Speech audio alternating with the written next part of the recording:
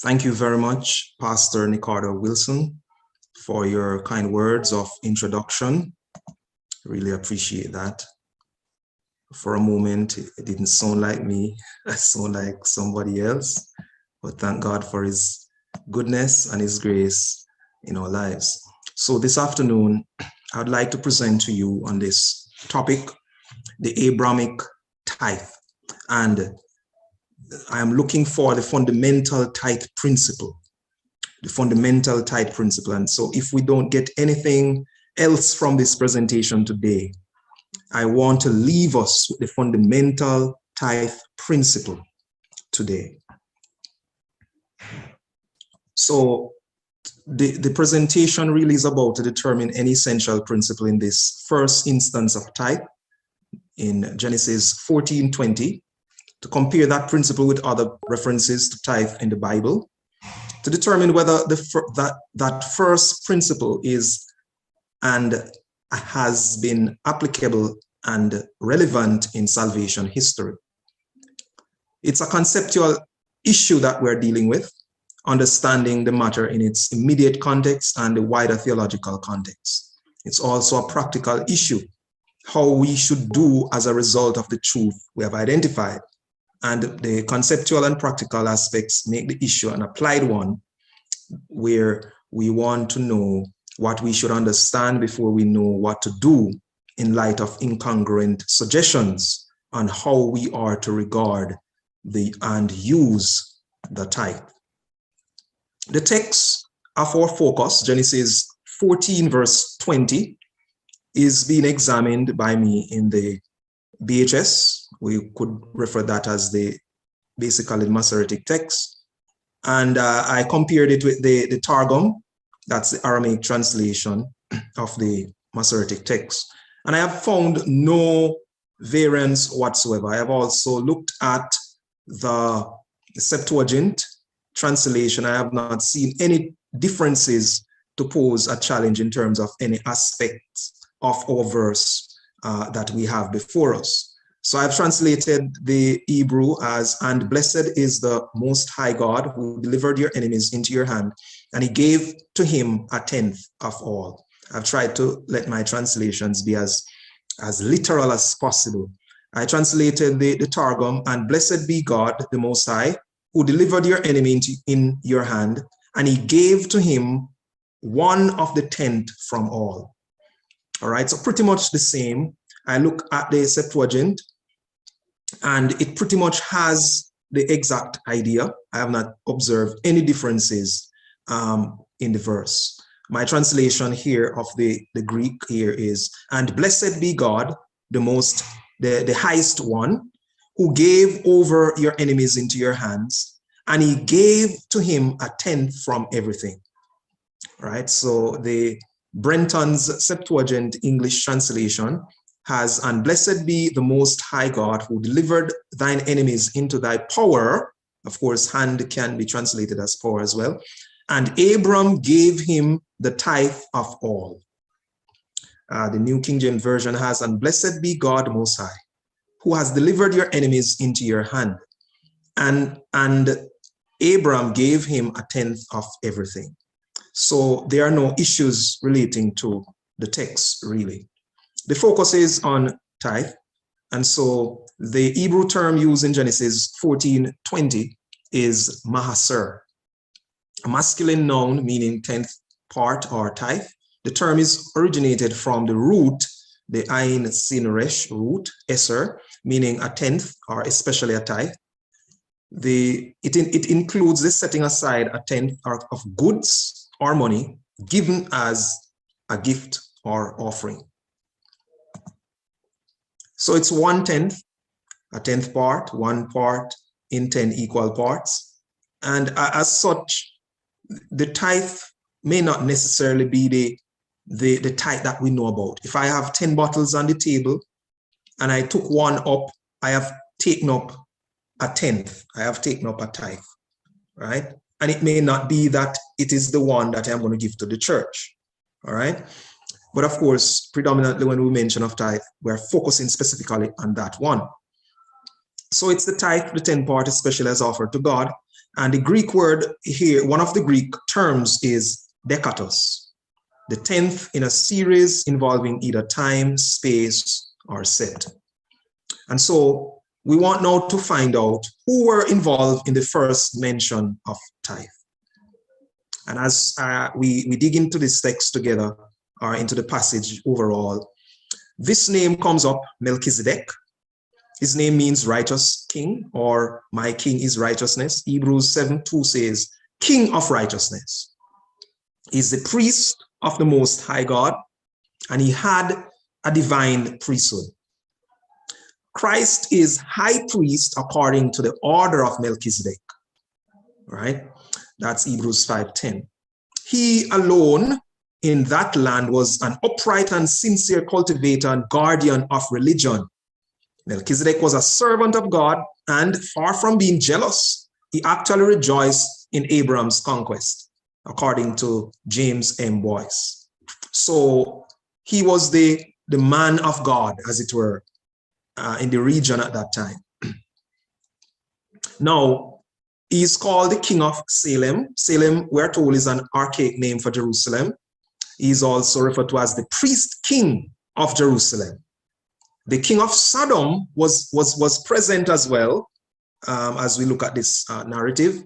He came out, we are told, empty-handed to meet his benefactor. And the first word he uttered was give.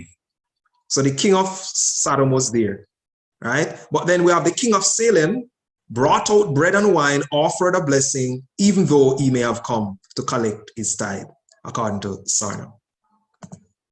Now, the Bible in Hebrews 7, that deals with the priesthood, according to Melchizedek, says, now consider how great this man was. So Melchizedek was greater than Abraham, implication there. He received tithes from Abraham and blessed him who had the promises. So Melchizedek was given the blessing and receiving tithe. It is beyond dispute that the inferior is blessed by the superior. Melchizedek was made like the Son of God. So Melchizedek obviously is not greater than the Son of God. Abraham was present. Abraham, of course, was called by God for the blessing of the world. Genesis 12. Genesis 15:6, and he believed in the Lord and he accounted it to him for righteousness. Abraham accepted God's everlasting covenant. He received with his children the land of Canaan. And of course, he got a name change from Abram to Abraham. So he returns. So Abraham is coming from the conquest. He returns as he went out, a faithful and humble servant of the Most High God. He even acknowledges the greatness of Melchizedek by presenting him with a tithe of his possessions. Some scholars believe that Abraham should have become king of the entire region. But Abraham walked humbly and committed himself to God's promise. The fact that tithing is mentioned without explanation suggests that tithing was a common practice in the patriarch's spiritual experience. Abraham knew full well what he was doing. Here, Abraham teaches us a fundamental element regarding the use of tithes. The person who receives the tithes was a minister of God, according to Dr. Felix Cortez. So Abraham was there. He knew about tithe. Melchizedek did not protest. The first time tithe is mentioned, it moves from a worshiper of God to a priest of God. All right? So it moves from a worshiper to the worship leader. This view that tithes move from the worshipers to the worship leader is dominant throughout Scripture. So the fundamental tithing principle indicates that tithe moves from the worshiper to sustain the worship leader. So when did this happen? God initiates the covenant with Abraham according to Genesis 12. Abraham was separated from Lot, and God reaffirmed his promise to Abraham in Genesis 13. Then there came a war between two sets of kings. We had Chedorlaomer, king of Elam. He led a coalition with kings of Shinar, Eleazar, and Tidal against kings of Sodom, Gomorrah, Admah, Zeboim, and Zor. So two sets of kings were fighting.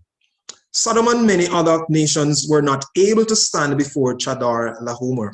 After fleeing, he seized goods and persons, including Lot, Abram's nephew. Abram put together an army of his servants along with. So we are here where the war took place, we said, in the Vale of Siddim. Is an area that had many asphalt pits. So as a result of this, the movements of Sodom's army got affected. And the looters were on their way back to their respective countries when Abram met them unexpectedly and defeated them and recovered the persons and goods. The meeting with Abram, Bera, king of Sodom, and Melchizedek took place in the valley of Shava, the king's valley. A place of this name is mentioned in 2 Samuel 18:18 as the site of Absalom's pillar, which according to Josephus was 2 stadia from Jerusalem. So it wasn't a far distance away from Jerusalem. Why was the tithe given? It's an acknowledgement of the divine priesthood of Melchizedek and proves that Abram was well acquainted with the sacred institution of tithe paying. It was a divinely instituted practice from the earliest times. In this act, the father of the faithful set an example for all those who desire to serve God and share in the divine blessing.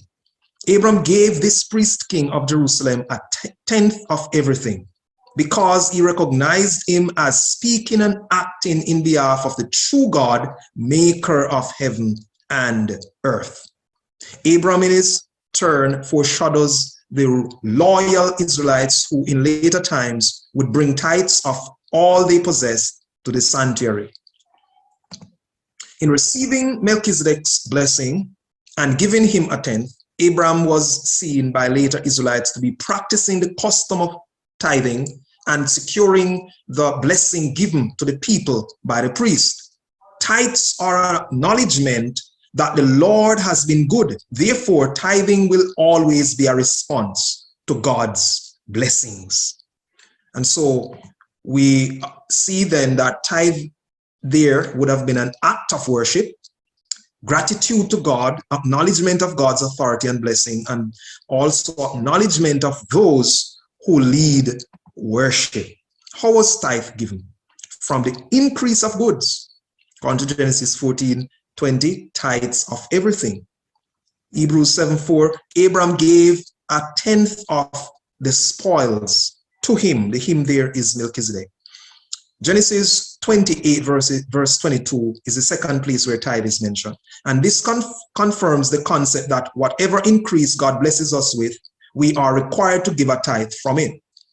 The tithe that Abraham gave were from the goods, the goods is the war booty or the spoils of war. So tithing was a priority for Abraham because he first returned the tithe of his part of the bounty and then distributed what was left of the spoils.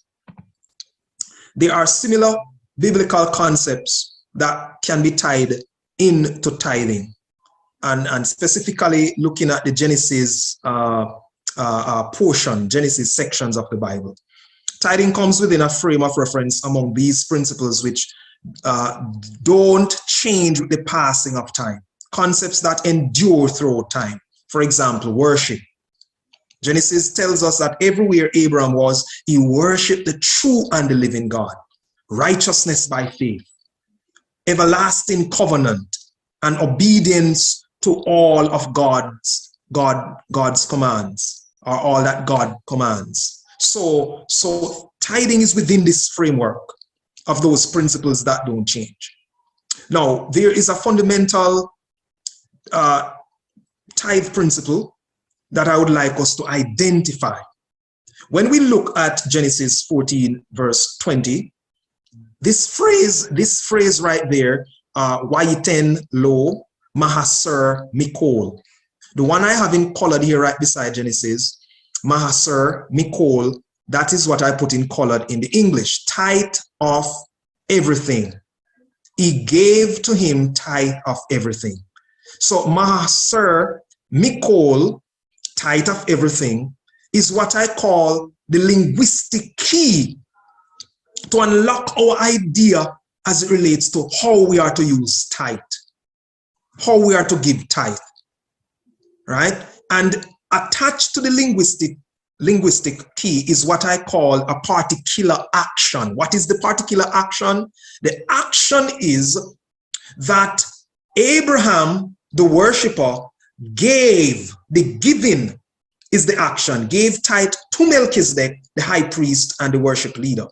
So number one, we have the linguistic key, which is the Maser Mikol, tithe of everything. Right? The kol there means everything or all. And two, the particular action is the movement of tithe from the worshiper to the worship leader. This is a fundamental principle. All right.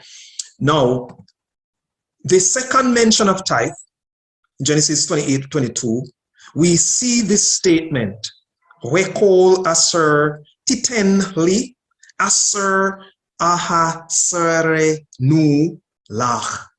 That is, and all that you give me, I will surely give a tenth to you. A more literal translation would be, and all that you give to me, to give a tithe, I will give a tithe to you. And of course, when you have the what you call this now, the infinitive before the main verb there, it indicates in some instances this idea of certainty. All right. Other times it might be a matter of intensity. So tithe is from all the increase that God gives us. Jacob is indicating that the tithe is an act of worship. It is given to God. The idea of tithe of everything is here too. Giving tithe to the worship leader is giving it to God. Therefore, Abram was doing an act of worship when he gave Melchizedek a tithe. Now, I'm not going to lose this principle. We're going to pursue this principle of the Mikol, the Maser Mikol, tithe of everything, along with the particular action, which is the giving of tithe from the worshiper to the worship leader. Now, Lester Grab is a historian of Judaism. Lester L. Grab says that tithing is discussed in several different passages in an apparently contradictory way.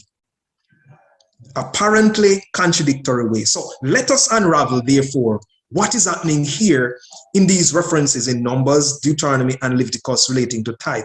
So I'm looking first at the Leviticus Numbers tithing system. Why I'm putting Leviticus Numbers together, I am going to assess these two references in Leviticus and Numbers in light of the Abrahamic tithe principle.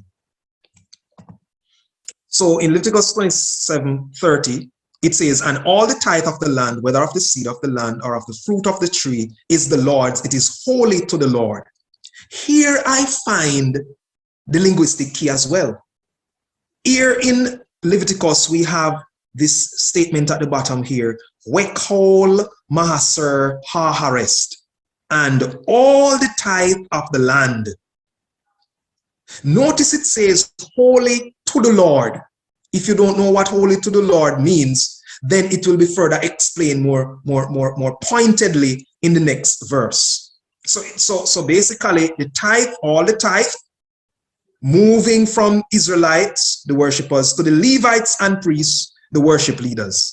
Look at the next verse in Leviticus 27:32. And concerning the tithe of the herd and of the flock, of whatever passes under the rod, the tenth shall be holy to the Lord. Now you notice the rod there. Who would have the rod checking off the tithe? That gives us a clue that the worship leader is there. All right. And here too in this verse, we have the linguistic key again. The Wekol, Maser, Basar, Wason. All the tithe of the cattle and the herd. And then the second section of the sentence is it has the kol and the ha'asari, which is the tenth. Another way of saying tithe as well. So it has the connection. Numbers also have this connection. All right, Numbers 18, 20, 21. Behold, I have given the children of Levi all the tithes in Israel as an inheritance in return for their work which they perform, the work of the tabernacle of meeting. And here, the statement in Hebrew, welevne, hlewe, kol mahaser again, right? Bahisrahel natati, right? So, and to the sons of Levi, I have given all the tithes in Israel. So the tithe is coming from the Israelites, and they are given to the sons of Levi. All the tithes are tithes of all, moving from worshiper to worship leader. So the Abrahamic principle of Abraham giving tithes of all to the priest of God is here as well. That principle is here. Now, Roy Gain is the professor of Hebrew Bible and ancient Near Eastern languages of Andrews University. He says that in his book, Old Testament Law for Christians, the tithes belong to God, who then assigns them to his servants, the Levites, and a tithe of the Levites' share then goes to the priests. Leviticus and Numbers refer to the same 10% of an Israelite income. So Leviticus and Numbers are built on the Abrahamic tithe principle. All of the tithe moving from worshiper to worship leader. That's the Abrahamic principle we see there. Roy Gain goes further in elaborating, this time in his NIV application commentary, commenting on Leviticus and Numbers. He says, the Lord requires a tenth of the agricultural produce of the Israelites. The fact that they are holy implies that they go to the sanctuary. Numbers 18 specifies that the people are to give their tithes to the Levites, who perform the work of the sanctuary on their behalf. The Levites in turn must give a tenth to the priests.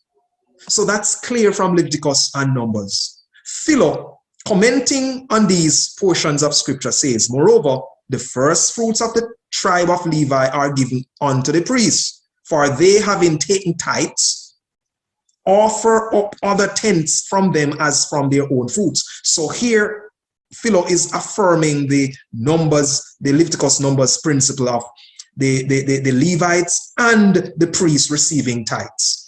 The laws decree that we give to the officiating priests a first fruits of a tithe of the corn and wine and oil and domestic animals and wool, according to Ronald Williamson in his Jews in the Hellenistic World. Now, Philo goes on to say, for after they, the Levites, have taken the tenth from the nation, they are enjoined to give unto the priests a sacred tenth of the whole share. So the affirmation is clear. Now, notice Philo now in his second quote on the screen here.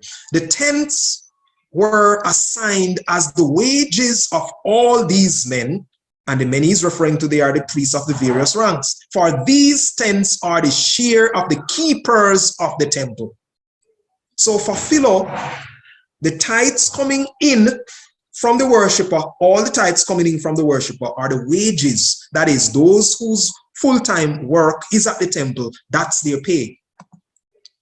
Now, let me examine this. So we look in Genesis, the first book of the Hebrew Bible, and we see the principle, the Maaser Mikol, right? Tithes of everything, moving from a worshiper to a worship leader.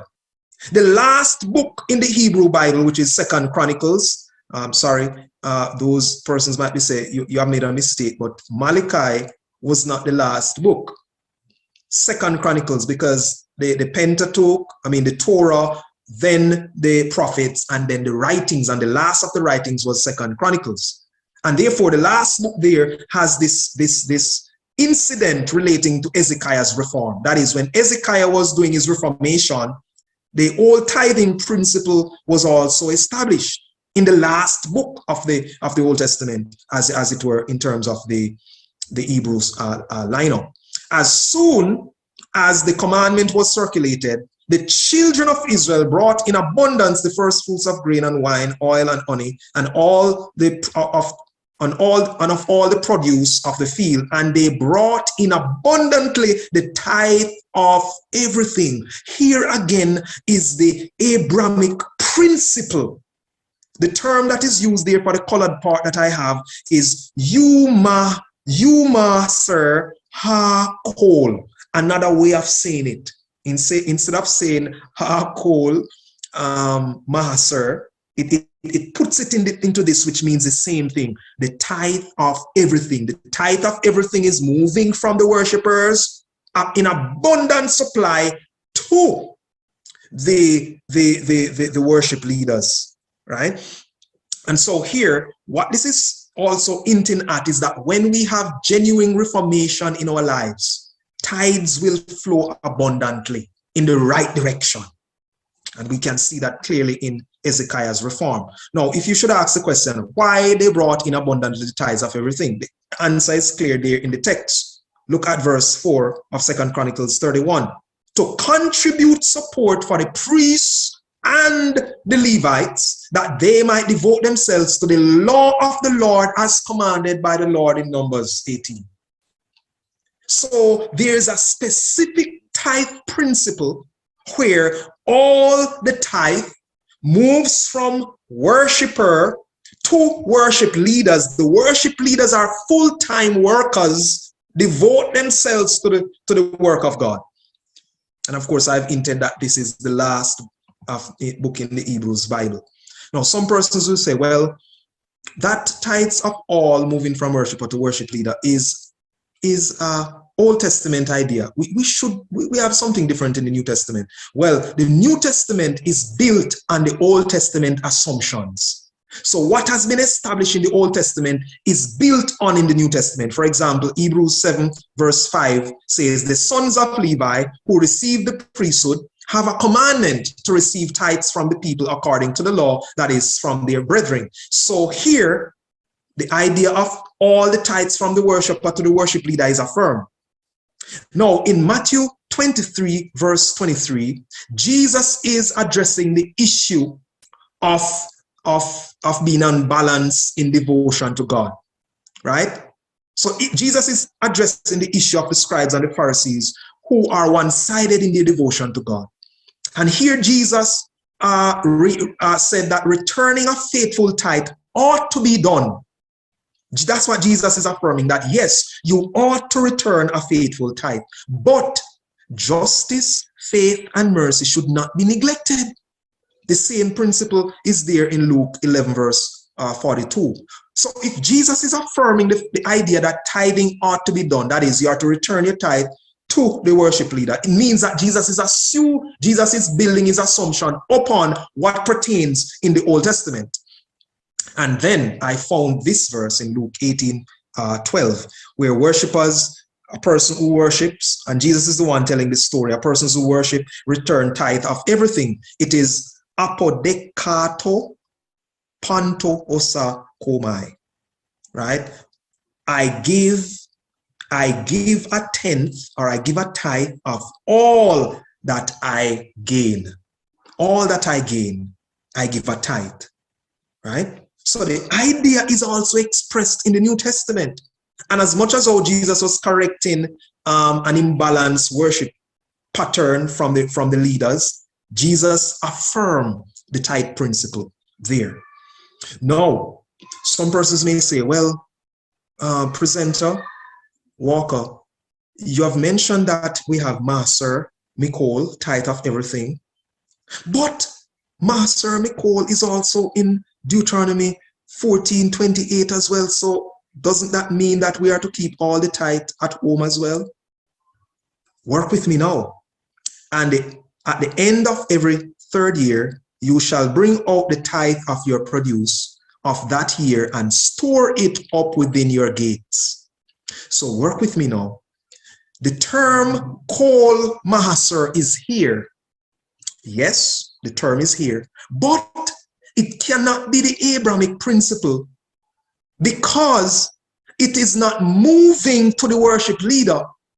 Because here it says to keep it within your gates. When it says within your gates, it means to keep it at home. So it is not, this tithe that is here is not based upon the Abrahamic principle is a separate principle altogether, because of the Abrahamic principle, tithe principle must have two things: the linguistic key, maser, kol, plus the movement of tithe from worshiper to worship leader. So yes, my kol is here, but it's not moving in the right direction. So it's not based upon the Abrahamic tithe principle. So the portions are there. Bring all the tithes of your produce, right? That's the idea that is given, and lay it within your gates. A different principle altogether. No wonder the rabbis call this the third tithe. But I'll explore this further. Why? Why should they lay it within their gates, though, or at home? The answer is given in verse 40, in verse 29, that the Levites, fatherless, strangers, widows can come and be cared for. So this is a separate tithe principle that is to be done every third year, where you are going to have a special charity tithe. And in fact, the early rabbinic writings indicate that this tithe was called the poor tithe. It was the poor tithe, which is the third year tithe, was with a list of things to help the poor. All right. Now, Deuteronomy 12, 17 to 18 has what we call the second tithe. Why do we call it the second tithe? Because it is separate from the Abrahamic tithe principle. And of course, we say the Leviticus Numbers tithing system is built on the Abrahamic tithe principle, where all of the tithe moves from the worshiper to worship leader. All right, the Leviticus Numbers system is built on that. Now, Deuteronomy has a different system altogether. Deuteronomy is proposing a different type of tithe. You may not eat within your gates the tithe of your grain or your new wine or your oil or the firstborn of your herd or your flock or of any of your offerings which you vow, of your free will offerings or of the eve offerings of your hand. But you must eat before the Lord your God in the place which the Lord your God chooses. Here is a separate tithe, a tithe that was to be used before the Lord. And that's an expression that we need to explore. So Deuteronomy, according to this Near Eastern language specialist, Deuteronomy calls for an additional tithe, another 10%, that the Israelites are to use 2 out of every 3 years for a special celebration before the Lord at the sanctuary with their families and guests. And every third year, they are to give this tithe to the poor. So it was a system for celebration, the second tithe, and then the third tithe was the tithe for charity. Furthermore, he says, the Israelites themselves were to eat the second tithes at the central sanctuary along with their souls and the Levites. The idea is reiterated in chapter 14, 22 to 27. However, they can convert it to silver for ease of transportation. There is a third tithe law. Every third year, there was to be a tithe for charity. They were to eat the second tithe themselves along with their Levites' guests. The second tithe was really a mandatory celebration account to ensure that the people would have the means for a first-class occasion of thanksgiving at the Lord's sanctuary. The rabbis of the New Testament period understood the laws referring to 3 separate tithes: a Levitical tithe, which we could class as the Abrahamic tithe because it's the exact same thing. So God didn't change the tithe principle when he implemented it in the Levitical law and reaffirmed it in Numbers. It's the same tithe principle from the Abrahamic principle we see there. So that's the first one, the Levitical tithe. We can call it the Abrahamic tithe principle. And a tithe spent celebrating in Jerusalem, and a charity tithe. So a careful analysis of the case revealed 3 separate tithes altogether. Now, the call of Malachi. So when Malachi made his call, what was Malachi calling for? Some people say, well, Malachi was calling for the second tithe that you should celebrate, use for celebration yourself, or he was calling for the third year tithe that you should use within your home. Let us unravel what Malachi is saying. Malachi 3:10, bring all the tithes into the storehouse, that there may be food in my house. Now, when I analyze Malachi carefully, I noticed that number one, Malachi has the linguistic key from the Abrahamic tithe principle in Genesis 14, verse 20. The Maser, Mikol, but here in Malachi, it is Kol Ham Mahaser. Same idea, all the tithes. All right. Now, while Malachi expressed the movement in a particular way, Malachi said, into the storehouse, bring it into the storehouse. No, and the word for storehouse there, Beit Ha-Hotzar. Beit Ha-Hotzar, the house of treasury, the house of storage. And Malachi says that this house of treasury or house of storage is my house, which means that it cannot be at your home and it cannot be before the sanctuary, because it must go into God's house. So Malachi's call is not for third year tithes, because he's calling for the tithes to go into the sanctuary, which is God's house. The third year tithes stay at home. So Malachi's call is not for a third year tithe. Otherwise, Malachi would say, bringing all the tithes into your home. But Malachi didn't say that. It's not the second tithe either, because the second tithe is brought to be eaten before the sanctuary. So if it was the second tithe Malachi was calling for, Malachi would say, bring all the tithes before the storehouse, but not into the store, because if it goes into the storehouse, it means that it's the Abrahamic Levitical tithe principle where it is now going to sustain the worship leader. And therefore, let us explore this idea of the storehouse some more. Nehemiah clarifies where the storehouse is, just in case we missed what the storehouse is. In Nehemiah 10 verses 38 and 39, and the priest shall be with the Levites. So the priests and the Levites are to be together according to Nehemiah. He doesn't want anything to go wrong as they receive tithes. And the Levites shall bring up the tithes to the house of our God, to the rooms of the storehouse. And when I analyze the usage here in Nehemiah, I found that the same terminology that is there in Malachi is also here in Nehemiah. Nehemiah uses the term Libet Ha-Hozar, right? The house, to the house of storage, right? Or the house of treasury. That is the storehouse, same as in Malachi. And then verse 39 tells us where the storehouse or the storerooms are. To the storerooms where the articles of the sanctuary are, where the priests who minister and the gatekeepers and the singers are, and we will not neglect the house of our God. So clearly, the storehouse is at the place where the priest ministers, where the articles of the sanctuary are, which means that the storehouse is not at home, the storehouse is not outside the sanctuary, the storehouse is in the sanctuary. So Nehemiah says the storehouse is located where the priests and Levites work, the house of God, just as Malachi is called. Now, when we look at Nehemiah again, Nehemiah 13:12, this is his second reformation. Then all Judah brought the tithe of the grain and the new wine and the oil to the storehouse. Here again is a connection to what Malachi called for, the Otsar, the storeroom, the treasure house, where the things that are brought are placed into the sanctuary. So when the Abrahamic tithe is neglected, the house of God is forsaken. That's what Nehemiah said. And in fact, Nehemiah says that those who neglect the house of God, who don't bring tithe, they should be rebuked. That's what Nehemiah said. So Lester Grab says, by the middle of the Persian period, if not earlier, the main support of the temple was the tithes from the people.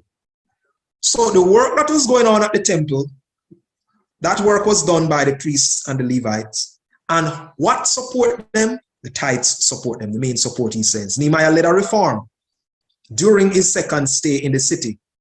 He promotes the returning of the tithes, among other things. So what had happened here in Nehemiah is that because the people were not carrying the tithes to the storehouse, The Levites had left working at the sanctuary and gone to do other work, other business. And the house of God was neglected. But when the people brought in the tithe in abundance, they were now committed back to their work because they were now supported. All right. The priests, so one of the questions we're asking now, or the point we're dealing with now, was there any discontinuity with the Abrahamic tithe principle, that is, all of the tithe from the worshippers going to the worship leader? Was there any discontinuity? Was there a time in history when that principle was broken?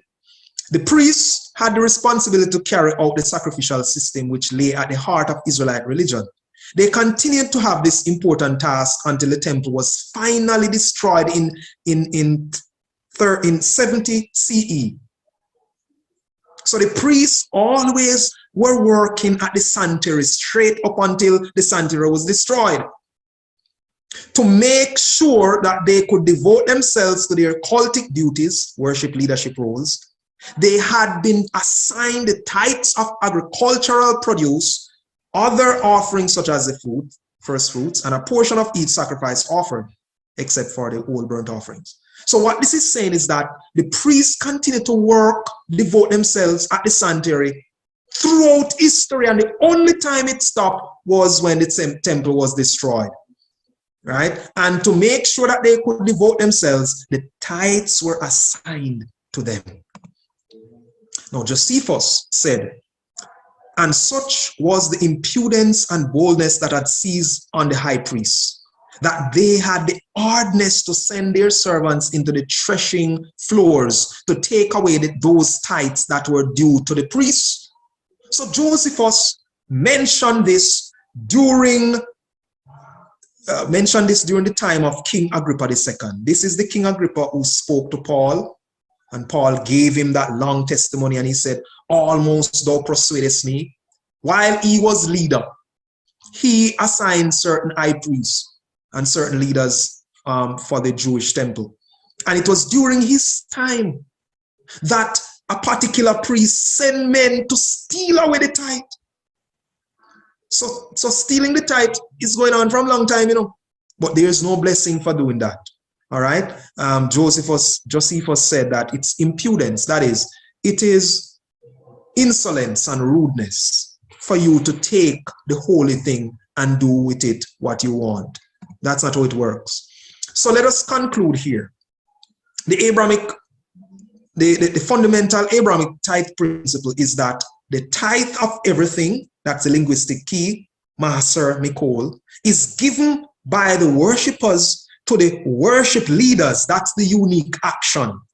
And I have examined all of these areas, and we have seen that this Abrahamic principle is applicable.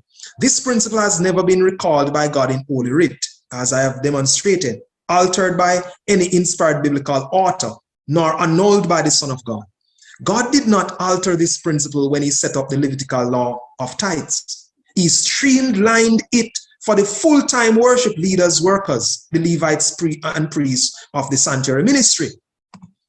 Additional tithe principles were set up. Second tithe to be eaten in celebration before the sanctuary, and a third tithe to be kept at home for the poor and Levites. These did not cancel the first tithing principle, where the tithe of everything flows from worshiper to worship leader.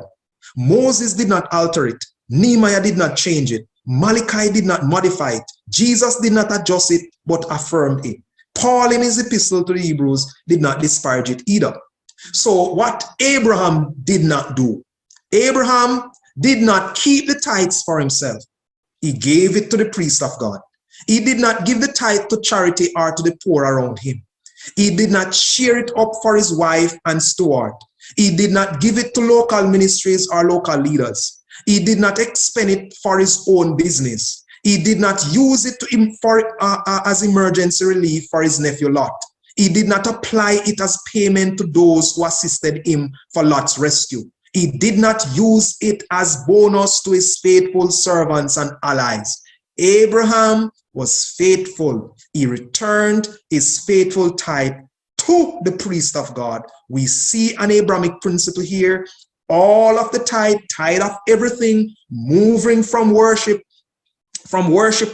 to sustain the worship leader. We see this principle in Leviticus, we see it in Numbers, we see it in Nehemiah, we see it in Malachi, we see it in Second Chronicles. It is there throughout. We also see it in the New Testament, in Luke. So the principle is there. My last statement. Just like the Abrahamic covenant, righteousness by faith, true creator worship and obedience to God, the Abrahamic tithe principle stands as applicable and relevant for God's people, including his end time remnant church. God bless you.